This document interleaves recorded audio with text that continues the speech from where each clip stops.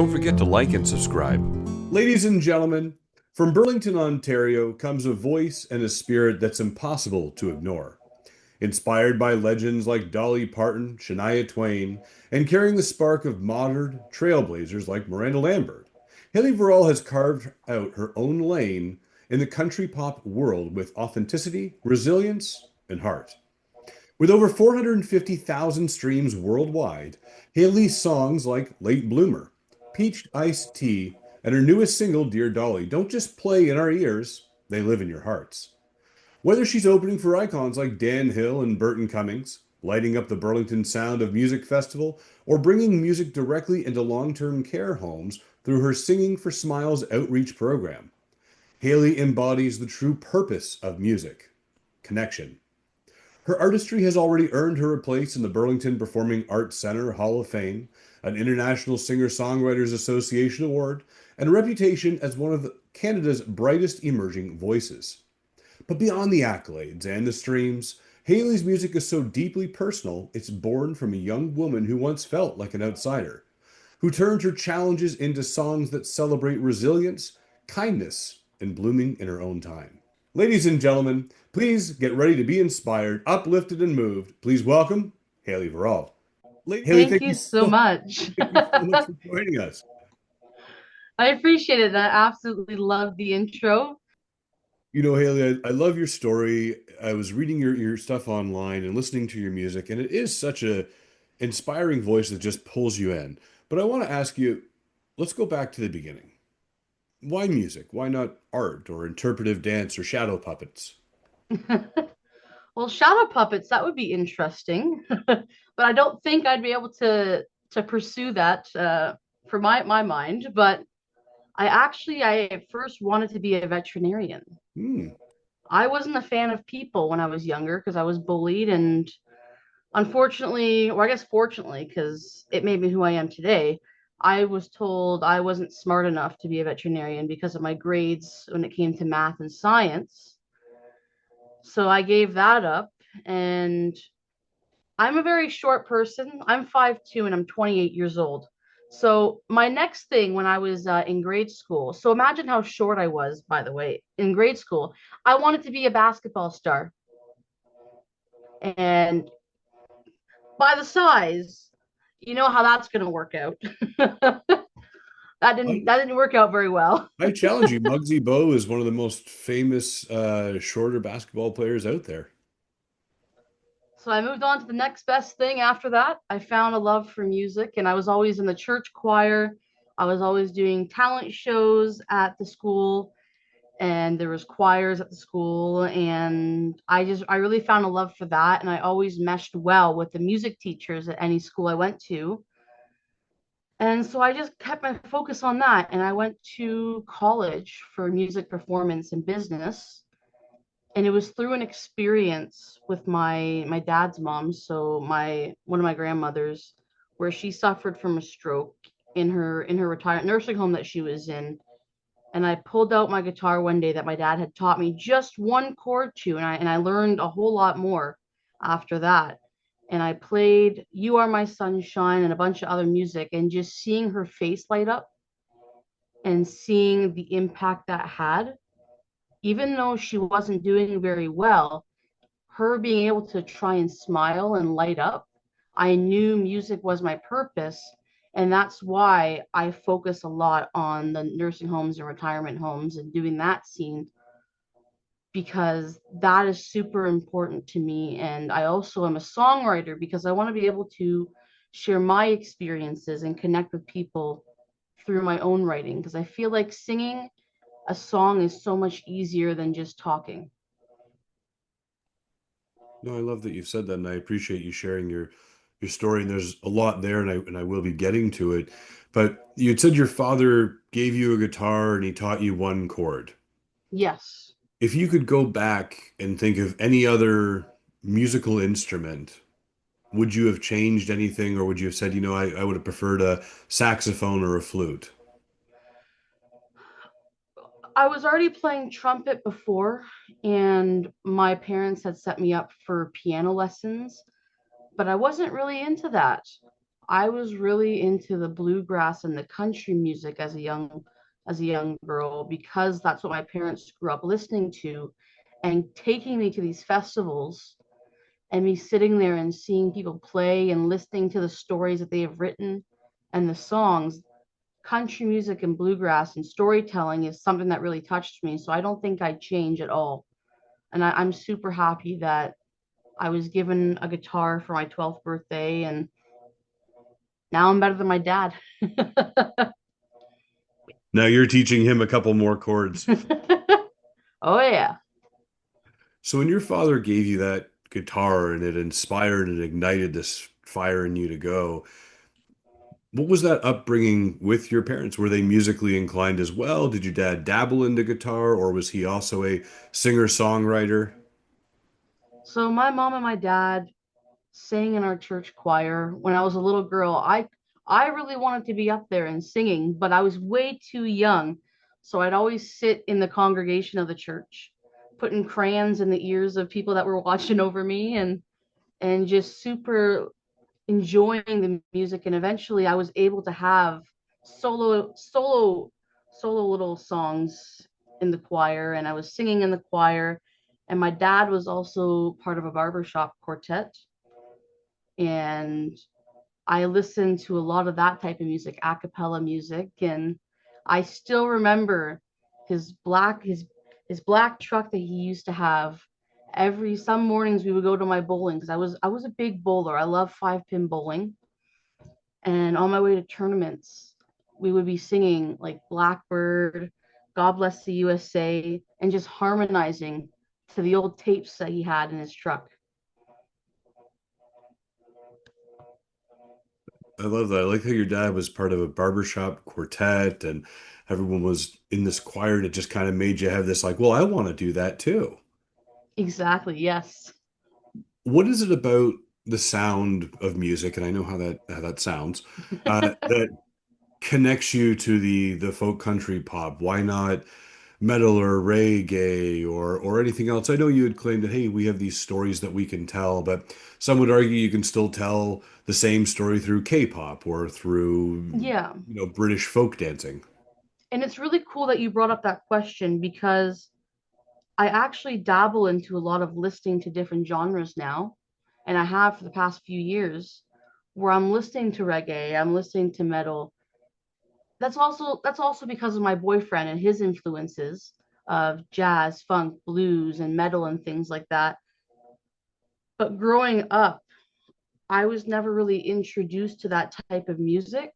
My parents always listened to the bluegrass and the country, and it was never really on my list to listen to because my parents weren't the biggest fans of like hip hop, rap, like heavy metal.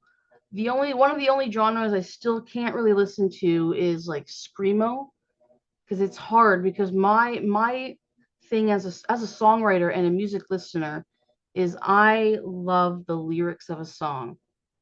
The melody comes second to me, which is weird, but as a storyteller and a songwriter, I want to be able to close my eyes and just imagine what the song is saying and feel like I'm there.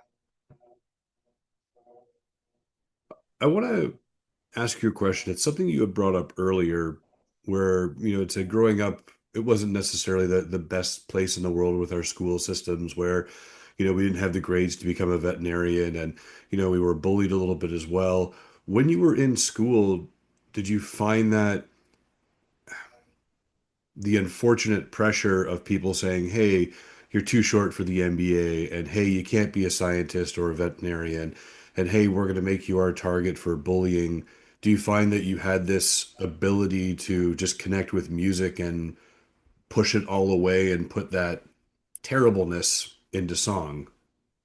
No, I appreciate that question. And honestly, music, the only teachers that I really got along with and really meshed with was the music teachers because I felt like they understood me more.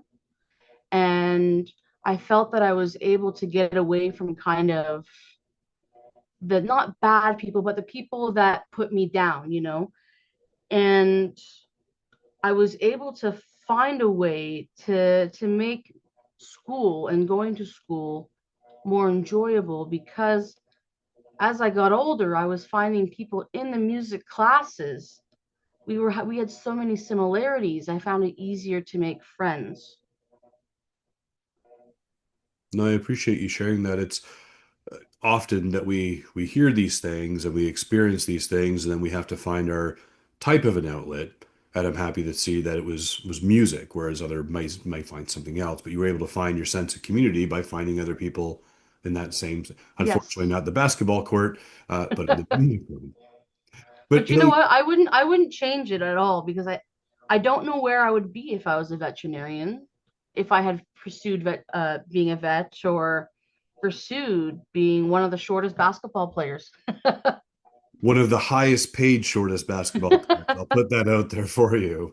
Uh, But when did you realize that the songs weren't just for you anymore? When you were doing that one chord with your father and you were singing to the elderly at the folks home, and now you're in music class and you're learning and you're becoming this rock star, when did you know, hey, this is time to share my music with the world, or not just for me anymore?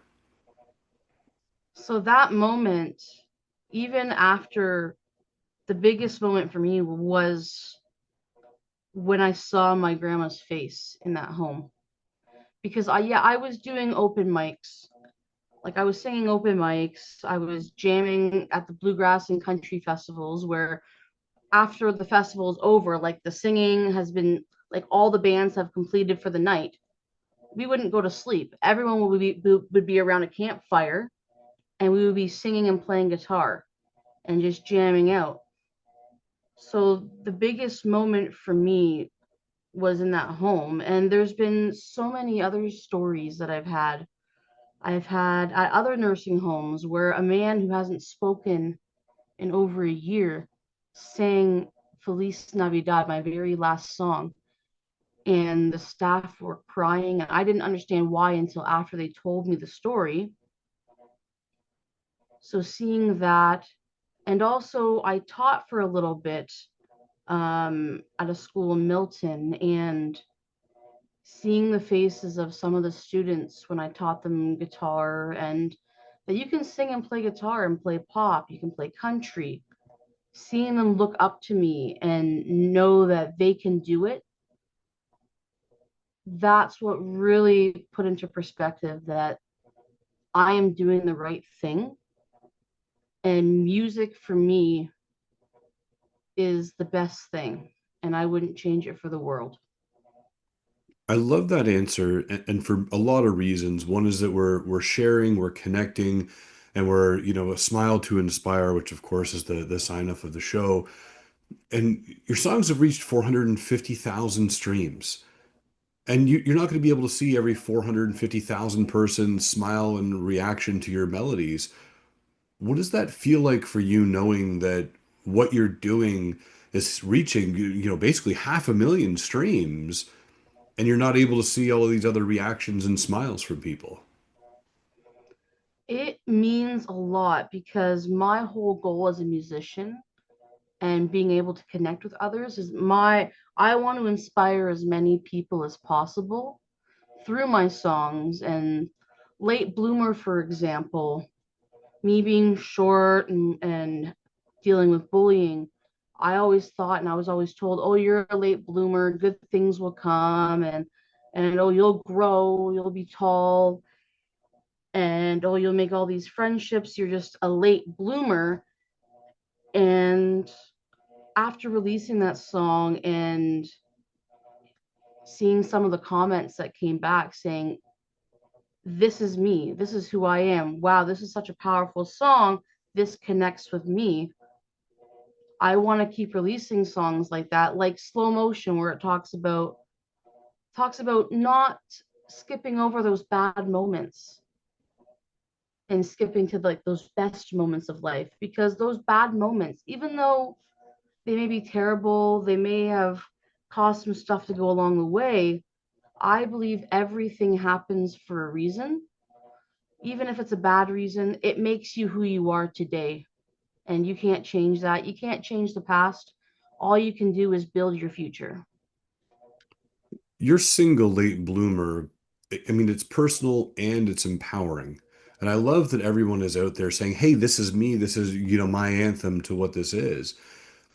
And as you said, some people were saying, hey, Haley, you're a late bloomer. Don't worry, it'll happen eventually. You're a late bloomer. And a lot of people hear this probably more often than not. Do you ever get fueled by it? Where someone says, you're never going to be a vet. And you're like, you know what? I might not be a vet, but I'm going to be playing on your radio and you're going to be singing out to me. Or, you're a late bloomer. Like, damn straight I am. But don't worry, once I bloom, I'm going to be a rock star out here. Does that ever give you that additional drive and push? Or is it just more of a, oh my gosh, really another person? It's definitely, it can be frustrating. I can't lie about that, but it's really interesting because I'm not going to name any names or say anything like that, but I can definitely tell you it's really interesting to see after you've had a little bit of good things and a little bit of success, those people that you've seen or you talked to in the past that you have had some bad stuff with, all of a sudden they're out there commenting and supporting you. It's interesting to see. I have to say that. I But was I love it. I love it. nodding along with, yes, I know exactly where you're going with this, Haley. This is But you also have another single called Dear Dolly, and it's a letter Yes. to your musical hero, is what I'll say. What does Dolly Parton represent to you as a songwriter and as a person? Even though I've never met her, I really wish I could, and I'm hoping one day dear Dolly will get to her and I'll be able to meet her and say, "You've inspired me to become this songwriter because of who you are." She is so humble online, seeing what she does and what she posts. I I just look up to her and I want to be like her and see and how she is and the things that she's doing, but also her songs, the lyrics, the songwriting, the way she's able to capture and tell her story, like Coat of Many Colors. That's what I love as a songwriter is being able to capture those moments and be able to express them in a way that's so musical. I just she's my biggest idol. I saw her once in concert at Budweiser stage in Toronto years ago, and I told myself, if she ever goes on tour again, I don't care the price. I have to go. Well, there you go. And I want to ask you, as you're sharing this story about different musics and these moments and memories, and I love this, if someone was to discover you tomorrow, what is the first song of Haley that you would say, you know what? I think for someone just discovering Haley, this would be the perfect song for them to listen to. What would that song be? Ooh, that's that's a really good question. No one's ever asked me this question before, but I definitely have to say slow motion. And it all depends on their mood. If they want to learn more about me personally, or if they want to learn how I'm able to capture, or if they want to learn how to be able to connect with my music. I'd say either slow motion, because it talks about things that you can really, really, really connect with about taking pauses in life, or just late bloomer, which is specifically a vulnerable song about me that also can connect. When we talk about connection, and I'm happy that you've said those songs because I was kind of sitting there going, oh, it's going to be probably Peach Iced Tea. Um, but which is also a fun song, by the way. Anybody out there who says, hey, what the heck is Peach Iced Tea? Get over to Haley's website. We'll put it down there and take a listen along with the rest of her things. But when we talk about these connections and reaching out and discovering Haley, as I mentioned earlier, you're actually inducted to the Burlington Performing Arts Hall of Fame. Walk me through how did this happen in 2020? You were inducted in the Burlington Performing Arts Center Hall of Fame. How did this happen? Walk us through this. I honestly, I don't know how it happened, but I can tell you, I was actually driving home from a band rehearsal and I got a phone call as I was driving.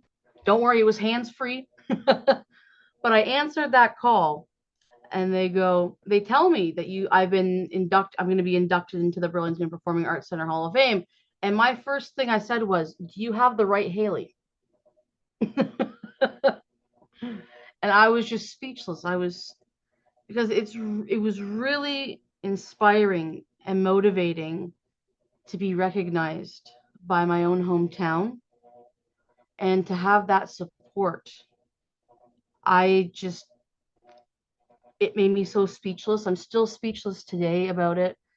And I just love that I have that support. And I don't know what else to say about that. No, it's amazing. When I saw that, I was like, wow, what a way to connect. If anybody in the Burlington area, check it out and you get to see all of these amazing and talented people. You're etched in the legends right away, which is absolutely fantastic. And Hayley, while I have you here, I want to do a little bit of a get to know you, Hayley, if that's okay. Yeah, I would love it. Okay. What's the first concert you ever went to? I think it was Hillary Duff. Oh. And if you're going to a karaoke bar, what's your go-to karaoke song? It's got to be Don't Stop Believing. Well, only until we get your songs on that track, and then you can sing your own. And what do you prefer, coffee or tea? I like iced tea. And what's a song that you wished you had written? There's too many. There's What would too be, many. Like all the Dolly Parton ones. I can't. that's fair. Because they're so good. And what would be your dream duet partner? Dolly Parton. Figured that one was going to be coming. Exactly. And when you're at home, what is your favorite comfort food? Anything that's bad, but we can't do that. No, but I love popcorn, and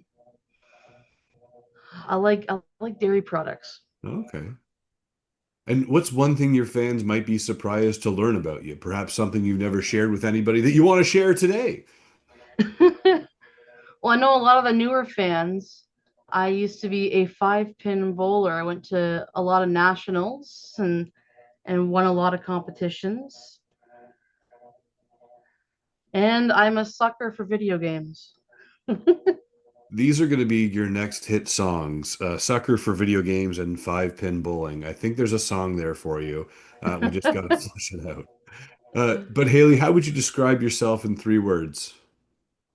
Outgoing. I find myself funny, so I think funny. I laugh at everything I say sometimes. And I'm just happy. Outgoing, funny, happy. I love it. When we look at Hayley Verrall as the musician, what's the message that you want to give to everybody out there who put you under a microscope or put you in a box, let's say, and you weren't good enough, you weren't talented enough, you're never going to make it. If you had the opportunity to say something to them, what would you say? I would say thank you. Thank you for, even though some of the things you said may have discouraged me as a young child, I appreciate it and I thank you, because I don't think without those things happening that I would be who I am today. I don't know where I would be if those things in the past didn't happen. No, that's fair.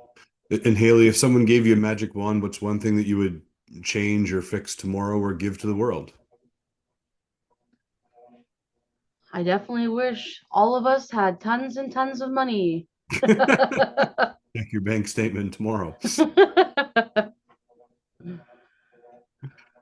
Haley, where can people learn more about you? So I'm available on all social media platforms and anywhere you listen to music with my name, Hayley Verrall. That's HayleyVerrall. Music. And Haley, out of all of the interviews that you've done, all the podcasts, all of the festivals, all the adoring fans, all of the comments through your socials, what's one question that you've never been asked that you thought you would have been asked or wanted to be asked? That's a very good question, because I have no idea, because I never expect, and I always don't know what to expect, and the questions that always get asked, but I'm always happy when people ask different questions, and I never have to answer always the same questions. I like when people want to know more or ask specific questions, and I also love when people ask questions that we can relate to. It's I had an interview before where we had to pause it because we just got so deep into cats. Because I love cats. I don't have any, but I wish I did. And what's next for Hayley? What's next on the horizon? Playing lots more shows. I recently am working with a bass player now that's joining our band, and hopefully releasing more music. And I'm just so excited. And I want to see some new faces at my shows or even some new names on my comments and my likes. So even if you can't make it out to any of the shows, I would love to see your comments and be able to interact with you. I try my best to try and like or reply to as many comments as I can. I love that. And Hayley, I have time for one last question for you here on Coffee with Chris, and I really appreciate you being here with us today. Is what makes Hayley smile? Things I laugh at everything, but no, the biggest thing for me is I what makes me smile is when people smile and when people are just happy in general and they're thankful and they really enjoy what they do or what I do, and there's not much more I can really just everything. I'm just happy. Oh, I love it. And as you said, you were fun, you were energetic, and happy were the three words to best describe Hayley today, our wonderful guest on Coffee with Chris. Make sure you get to her links and check out her music. I'll put everything down there below. Again, our fantastic guest today is Hayley Verrall from Burlington. Check her out on the Hall of Fame, legend in the making, already in the making, and subscribe to the wall and everything. Remember, everyone, to smile to inspire and have yourselves a fantastic day. Thank you again so much for your time today, Hayley. Thank you again so much. I really appreciate it.